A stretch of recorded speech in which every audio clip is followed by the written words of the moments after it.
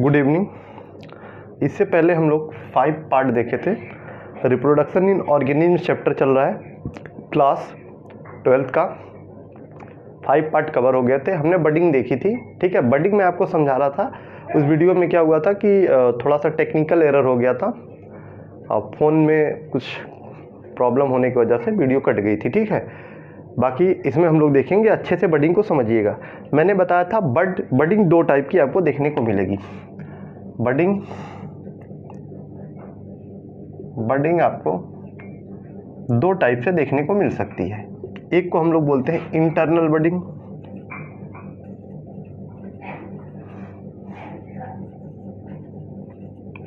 Budding, और दूसरा होगा एक्सटर्नल बडिंग।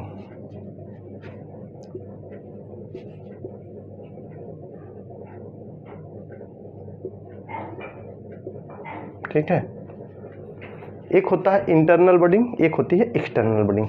अब इंटरनल बडिंग और एक्सटर्नल बडिंग में क्या डिफरेंट है, इसको थोड़ा सा एक बार आप ध्यान से समझिएगा तो समझ में आ जाएगा। बहुत कोई रॉकेट साइंस इसमें नहीं है ना। इंटरनल का मतलब होता है inside the body. Bud formation inside the body,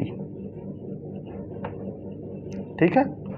और यहां पर क्या हो जाएगा, बड फॉर्मेशन आउटसाइड बॉडी। अब बात समझिएगा, अगर बड का फॉर्मेशन हो रहा है, ठीक है, आउट ग्रोथ हो रही है। हमने आपको बताया, उस वाले वीडियो में मैंने बताया था ना कि सर दूसरे से टकरा जाता है तो यहाँ पर आउट ग्रोथ हो जाती थी। तो ये आउट ग्रोथ बाहर की तरफ हो रही है कि अंदर की तरफ? आप कहेंगे सर आउट ग्रोथ मेरे बाहर की तरफ हुई थी, ठीक है। हमने देखा था किसको, हमने देखा था, यहाँ पर मैं एक डायग्राम बना रहा हूँ। हमने ईस्ट को देखा था। ईस्ट में क्या हुआ था, आउटसाइड ग्रोथ हो रही थी। कहाँ हो रही थी? आउटसाइड। बड का फॉर्मेशन कहाँ हो रहा था? आउटसाइड। इसका मतलब ईस्ट में आपको कैसी बडिंग देखने को मिलेगी? ईस्ट में आपको कैसी बडिंग मिलेगी? ईस्ट में आपको हमेशा कैसी बडिंग मिलेगी? आप कहेंगे सर ईस्ट में हमको एक्सटर्नल मिलेगी। कैसी मिलेगी? एक्सटर्नल बडिंग मिलेगी। लेकिन जब बात आएगी आपकी हाइड्रा में, क्या बनेगा? हाइड्रा में भी देख लीजिए जी, आपका क्या है, हाइड्रा है, ठीक है। थोड़ा सा स्ट्रक्चर खराब बना है। हाइड्रा में यहाँ पर भी आउट ग्रोथ होती है, इसको बोलते हैं बड। ये बड आगे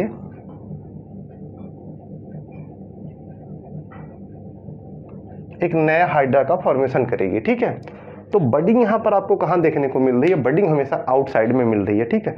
जब बडिंग में आप आउटसाइड मिलेगी या आउट ग्रोथ आपको देखने को मिलेगी, तो ऐसी बडिंग को हम लोग क्या बोलते हैं? ऐसी बडिंग को बोलते हैं एक्सटर्नल बडिंग, क्योंकि यहाँ पर जो ग्रोथ है, ध्यान से देखिएगा, बॉडी के बाहर हो रही है, ठीक है। फिर आप कहेंगे सर तब हमको दिखाइए इंटरनल बडिंग, ठीक है। आप एक बार इसका स्क्रीनशॉट लीजिए, मिटा रहा हूँ फिर डायग्राम बनाऊंगा, क्योंकि इंटरनल बडिंग समझना जरूरी है। इससे आपको बोर्ड में तो क्वेश्चन पूछेगा ही, इससे नीट में भी क्वेश्चन पूछता है, क्योंकि ये थोड़ा सा फेवरेट टॉपिक हो जाता है किसी भी एंगल से देखने पे, ठीक है। चलिए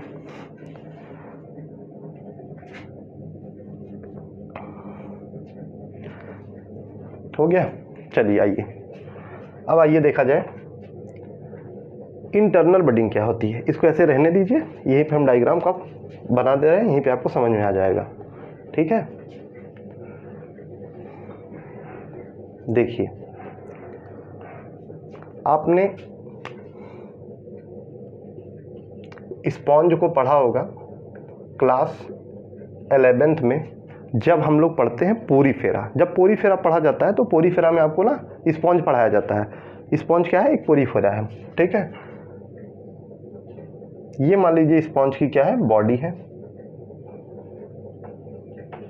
ये ऊपर वाले को हम लोग बोलते हैं, जो बड़ा वाला पोर होता है, ऑस्कुलम, और इसके बॉडी सरफेस पे स्मॉल पोर पाए जाते हैं जिसको बोला जाता है ऑस्टिया। हालांकि यहाँ डिस्कस करना नहीं है उसको, क्योंकि वो क्लास 11th की चीज़ें हैं। इसके बॉडी के अंदर इनसाइड इनसाइड बड का फॉर्मेशन होता है। इनसाइड किसका फॉर्मेशन होता है? बड का।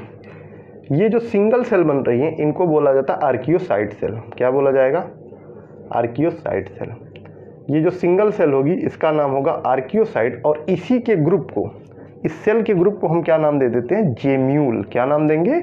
जेम्यूल। सिंगल सेल को, मान लीजिए सिंगल सेल है तो इसको नाम दे दिया गया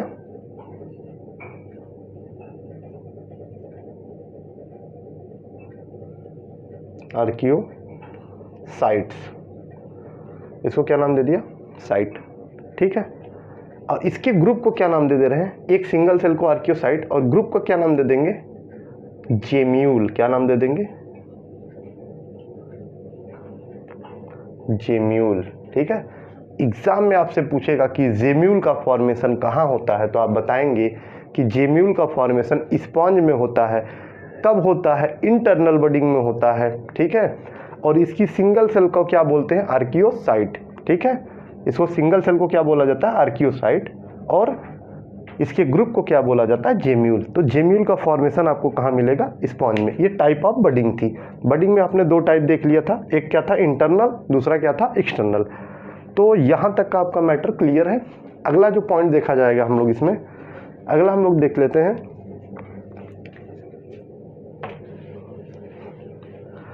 स्पोर फॉर्मेशन। क्या देखेंगे? Spore formation. थोड़ा सा गले में कई दिन से काफ़ी प्रॉब्लम चल रही है। ये जो है कफ का काफ़ी फॉर्मेशन हो रहा है। मौसम काफ़ी यहाँ पे चेंज हो रहे हैं। कभी रात के टाइम जो है अच्छी खासी ठंड देखने को मिल रही है, और सुबह के टाइम जो है अभी प्रेजेंट टाइम में देखिए मुझे पसीना हो रहा है। ठीक है। तो इसी वजह से जो है ये सही हो नहीं रहा है, तो बीच बीच में थोड़ी सी आवाज़ फंस रही है अगर, तो उसके लिए मैं आप लोगों से ना क्षमा चाहता हूँ। आप लोग थोड़ा सा कंटेंट में फोकस करिए। बाकी ये सारी सेकेंडरी चीज़ें होती हैं, जो प्राइमरी चीज़ें हैं आपके लिए वो नॉलेज है। ठीक है ना। बाकी ये सब तो साइड की चीज़ें हैं। अब देखिए इसमें हम लोग देखते हैं स्पोर फॉर्मेशन। स्पोर फॉर्मेशन की अगर बात आएगी तो इसको भी दो पार्ट में डिवाइड करके हम लोग पढ़ेंगे। ठीक है। एक होता है एंडोजिनस स्पोर, और दूसरा होगा एक्सो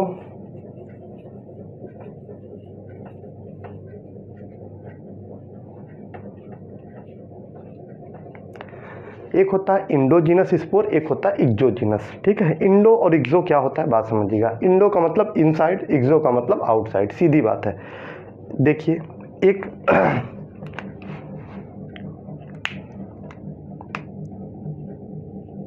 ठीक है,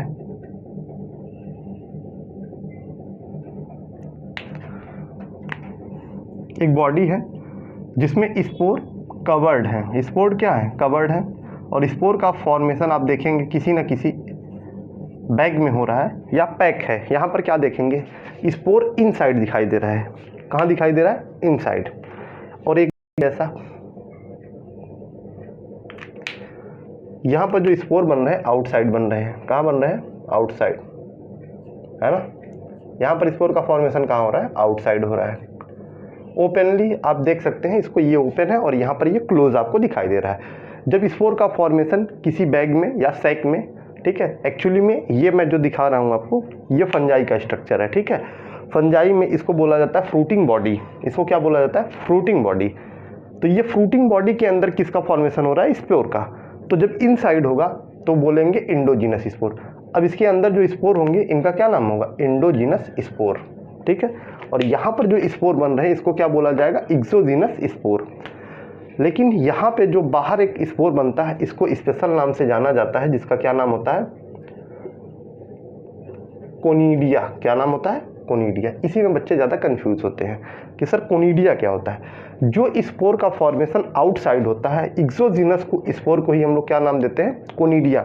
अच्छा, जिस स्ट्रक्चर पे इसका फॉर्मेशन हो रहा है, जैसे ये आपको एक इरेक्ट स्ट्रक्चर दिखाई दे रहा है ना, ये वाला, इसी पे क्या दिखाई दे रहा है आपको बनते हुए? स्पोर। इसका नाम हो गया कोनिडिया। कोनिडिया जिस पे बना है उसका क्या नाम हो जाएगा?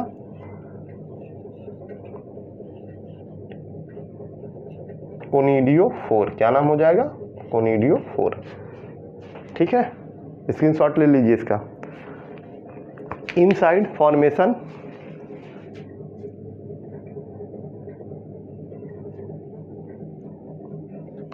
जब इनसाइड फॉर्मेशन होगा तो क्या बोलेंगे? इंडोस्पोर। आउटसाइड होगा तो एक्सोस्पोर। आउटसाइड वाले का हमने क्या नाम दे दिया? क्या नाम दिया? कोनिडिया। और इसका क्या नाम दिया? कोनिडियोफोर। ठीक है, ये जो इंडोस्पोर होता है ये आपको देखने को मिलेगा बेसिकली कहाँ पर? ये आपको क्लेमाइडोमोनास में मिलेगा। और ये कहाँ मिलता है? ये पेंसिलियम में मिल जाएगा। ठीक है, तो इतना याद रखिएगा। अब बात आती है स्पोर में, कुछ स्पोर मोटाइल होते हैं, कुछ स्पोर नॉन मोटाइल होते हैं। ठीक है, मोटाइल और नॉन मोटाइल का क्या मतलब होता है समझिए ध्यान से। स्पोर, जो स्पोर मूवमेंट कर सकता है, जिसके पास मूवमेंट करने के लिए लोकोमोटरी ऑर्गन होता है, या आप कह सकते हैं कि फ्लैजिला लाइक स्ट्रक्चर होता है, ऐसे स्पोर मूवमेंट करते हैं तो उनको हम नाम दे देते हैं मोटाइल। और जो मूवमेंट नहीं कर पाते हैं उसको क्या नाम देते हैं? उसको नाम देते हैं नॉन मोटाइल। ठीक है, जैसे मान लीजिए मैं ब्लैक बोर्ड पे इधर से उधर जा रहा हूँ, क्यों जा पा रहा हूँ? क्योंकि मेरे पास एक लोकोमोटरी ऑर्गन है, जिसको हम लोग क्या कह रहे हैं? मेरे पास पैर है ना, तो पैर से मैं क्या कर रहा हूँ? इधर उधर लोकोमोशन कर ले रहा हूँ। ठीक है, स्पोर उसी प्रकार से स्पोर के पास भी क्या होगा? देखिए, एक होते हैं मोटाइल और नॉन मोटाइल। हम लोग भोजपुरी क्षेत्र से बिलोंग करते हैं ना, तो वहाँ मोटाइल का मतलब होता है कि बहुत ज़्यादा मोटा हो जाना है ना। किसी को आप कहेंगे कि देखिए मोटाइल बा, है ना, मोटाइल बा का मतलब है कि मोटा हो गया है वो। लेकिन यहाँ पर जो मोटाइल है, क्योंकि आप लोग भी स्पेसिफिक यूपी से ही बिलोंग करने वाले हैं, तो जैसे ही ये मोटाइल मैंने बोला ना, अगर आपको ये स्पेलिंग ना दिखे और मैं बोलूँ मोटाइल, तो मोटाइल का मतलब होगा कि तुरंत कौन मोटाइल भाई, मतलब कौन मोटा हो गया, है ना। मोटाइल का मतलब होता है कि जिसमें मूवमेंट हो रही है, और नॉन मोटाइल का मतलब है जो मूवमेंट नहीं कर रहा है। एक स्पोर यहाँ पर मैं बना रहा हूँ, ध्यान से देखिएगा।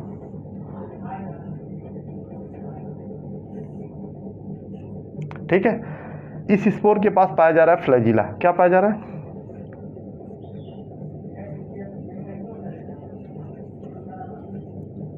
क्या पाया जा रहा है? फ्लैजिला। जिसके पास फ्लैजिला पाया जाएगा वो कैसा होगा? मोटाइल होगा। एक स्पोर यहाँ पर पाया जा रहा है, देखिए ध्यान से। इसके पास आपको क्या देखने को मिल रहा है? इस वाले फ्लैजिला के पास आपको कोई लोकोमोटरी ऑर्गन नहीं मिल रहे हैं। जिसके पास लोकोमोटरी ऑर्गन होता है, ठीक है, उसको मोटाइल, और जिसके पास नहीं होता वो नॉन मोटाइल। लेकिन इसका स्पेशल नाम होता है, जो मोटाइल होते हैं इसको बोलते हैं जू स्पोर। क्या बोला जाता है? जू स्पोर। क्या बोलेंगे हम? जू स्पोर।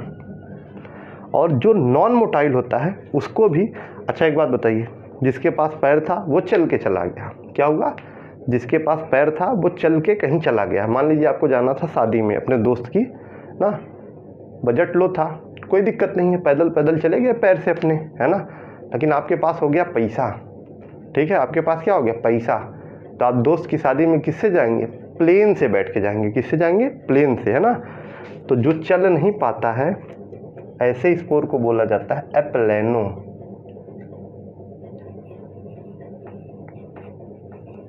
एप्लेनो स्पोर, ठीक है। जो चल के जाएगा उसको बोलेंगे जू स्पोर, और जो चल के नहीं जाएगा उसको क्या बोलेंगे? एप्लेनो स्पोर। एप्लेनो स्पोर नॉन मोटाइल, जू स्पोर मोटाइल। बस इतनी सी बात थी, और इसमें बहुत ज़्यादा कोई माथा पच्ची करने की ज़रूरत नहीं है, ठीक है। तो मैं हट जाता हूँ, आप स्क्रीनशॉट ले लीजिए। उसके बाद जो है आगे की चीज़ें देखा जाए।